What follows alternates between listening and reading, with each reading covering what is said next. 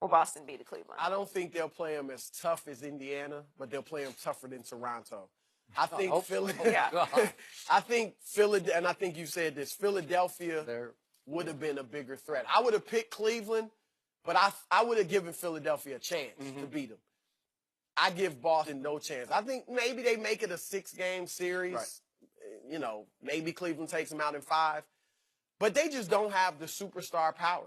That's just it. I do not see a team of really good players taking out LeBron James. And Kevin Love seems to have found his game at this point. This last 2 games, Kevin Love? Yeah, the role players have had enough time now that they've found their games. They'll have bad nights here and there, but no. The young guys haven't.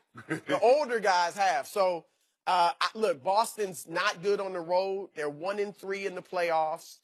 Their defense has not been as great in the playoffs as it was in the regular season. They're allowing teams to shoot 47%. Where they've been winning it is their three-point shooting. Yeah. They have an advantage there over their opponent.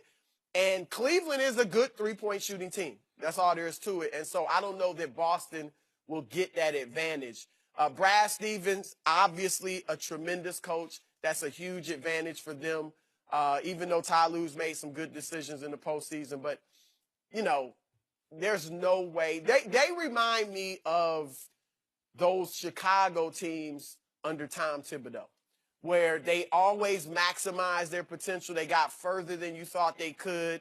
And I'll even go to the team when they had Derrick Rose and LeBron was in Miami. That Chicago team had beaten Miami during the regular season a few times. And in the playoffs, LeBron beat them 4-1. Now, granted, he had Wade and Bosh, but Chicago had a legitimate superstar at the time in Derrick Rose. Boston doesn't have that. So, no, I don't see it. And Spo just says LeBron, Derrick Rose doing too much. And Brian put that old wet blanket and put that fire out, put him on ice. The thing is, Boston. You don't even have to do that against Boston. Wait, are you talking about the shot that he made? No. I'm talking about in the 2011 when they played against Derrick Rose. Derrick Rose was the MVP that year. I thought you were talking about the David Blatt mad shot. No. Another clutch moment for because he was mad. Because his coach is saying, we want the other guy to take the shot, right? It's almost like, Skip, it's hard for me to believe that even if the Celtics had Kyrie and Gordon Hayward, they would play better than this. What they have now is, like you said, not a superstar. So they don't have anybody that's ball dominant. You got to swing the ball. Brad Stevens coached at Butler. He wasn't getting McDonald's All-Americans. He wasn't getting 4 and 5 guys that's one and done. So when you have lesser talent, what do you have to do to win? You got to move the ball. And that's what these guys do. They are athletic. They go about 6'4" to 6'9". Everybody can take you off the bounce. Everybody can shoot the three. Even Aaron Baines, 7 foot tall, 300 pounds, he making threes. They play now late in ball games where they win a ball game. If a ball game is tough, tight, you better execute because they'll out execute you. Every mistake you make, they'll make you pay for it. Every mistake the Sixers made down the stretch, Skip, the Celtics made them pay for it. And so, but Ben Simmons was atrocious, and he's been atrocious. They could be ahead 2-1. I would argue they should be ahead 2-1, but their immaturity, you're right, Ben has been horrible in the clutch. Covington. Cleveland's not going to make those mistakes, though. That's so what do you got? King in 7 against Boston? 6. 6? So you got... I got 6. That's what you said. Toronto was going to win 2 games. Well, I thought the baby dinosaur was going to do something this year. Skip, they the North. We the North. They keep on. They need to stay out my mentions talking about we the North. So you didn't have that much faith in the King against the. Well, Skip, I don't know what happened. I did. Well, I did. You got a sweep this round coming up? No, but see, here's the thing, Skip. I thought coming off that tough 7-game series. And Toronto was well rested, that Cleveland would just go like, okay, look, guys, we tired. And they had their chances. LeBron shot 40%. He was 1 for 6 from the free throw line, Skip, and they didn't win. From 3. And so we knew from that point on, they were in a heap of trouble. So here's what's happening for the Celtics right here, right now. Terry Rozier is playing at Kyrie level. That's how good he is so far. I'm not saying he's better than Kyrie. He's having at least the impact that Kyrie would be having in this series right now. in every way, shape, and form. He is making things and better happen. defensively. That's what I'm saying. Although Kyrie had his moments this year, he sort of went along for the ride because they all play better defense.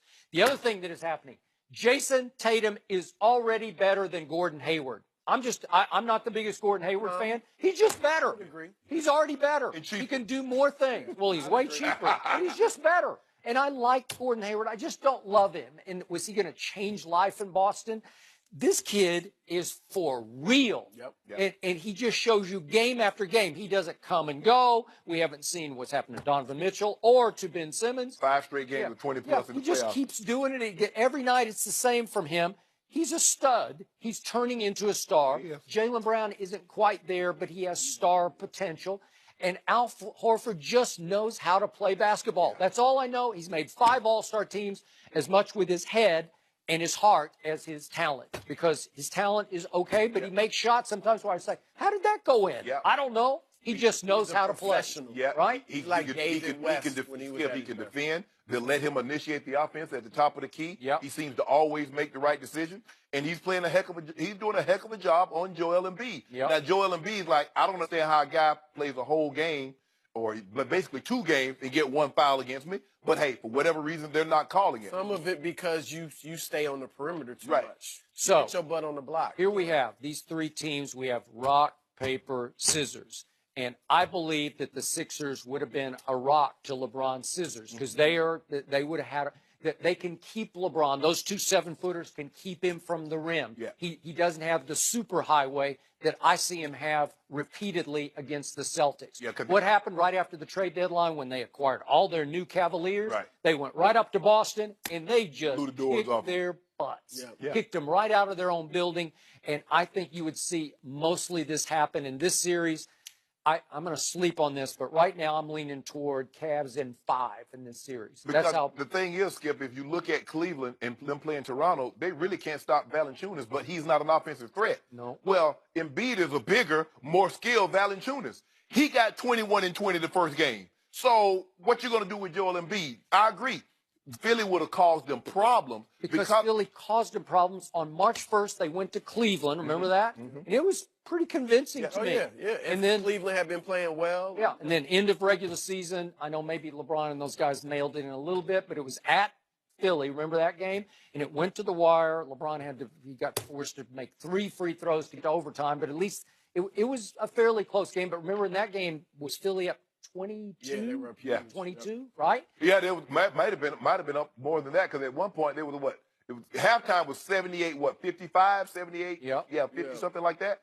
And they whittled their way back into it. Okay, so Boston's paper covered Philly's rock. That's what happened. One thing Boston has going for it in this series that Toronto doesn't is they're not afraid of Cleveland. Kind of like Indiana. They not spooked by LeBron. That's what I like. Ain't nothing like somebody be talking big and then they turn and run at the first sighting of the guy. Because he coming. And when he come, Indiana wasn't scared, but he cut butt. He put them drop that. You know what? They in the very end they were scared. Like the door swung wide open. LeBron checked out, went to the locker room. All of a sudden you have a chance. You could dethrone the king here. They weren't ready. In the East, LeBron James ride everybody like they ride scooters in Mexico. Now, I've never been to Mexico, but I heard they ride a lot of scooters.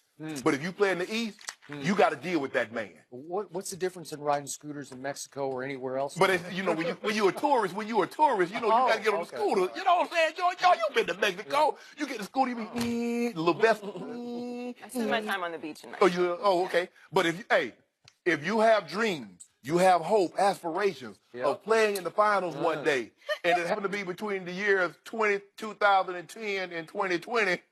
If you in the East, so you're asking for the wrong thing.